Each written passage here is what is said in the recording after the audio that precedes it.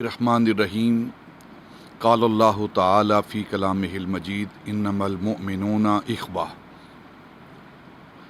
اللہ رب العزت نے فرمایا کہ مومن آپس میں بھائی بھائی ہیں۔ اس وقت فلسطین کے اندر جو ظلم و ستم ہو رہا ہے، یہ زمین فلسطین کی سرزمین، یہ انبیاء کی سرزمین ہے، یہ حضرت ابراہیم علیہ السلام کے ہجرت کی سرزمین ہے، یہ حضرت داؤد علیہ السلام کی سرزمین ہے، یہ حضرت سلیمان علیہ السلام کی سرزمین ہے، یہ وہ سرزمین ہے جہاں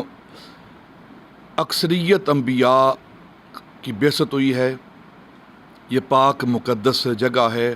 القدس کی جگہ ہے، یہاں حضرت موسیٰ علیہ السلام کی یہ سرزمین ہے، یہ حضرت عیسیٰ علیہ السلام کی پیدائش کی جگہ ہے، حضرت مریم کے رہنے کی جگہ ہے، اور پھر یہ وہ جگہ ہے جہاں مسجد اقصیٰ ہے، وہ مسجد اقصیٰ جس کے بارے میں قرآن کہتا ہے اس کے ارد گرد ہم نے برکتیں رکھ چھوڑی ہیں۔ ارد گرد اولیاء کی مزارات، انبیاء کے مزارات ہیں،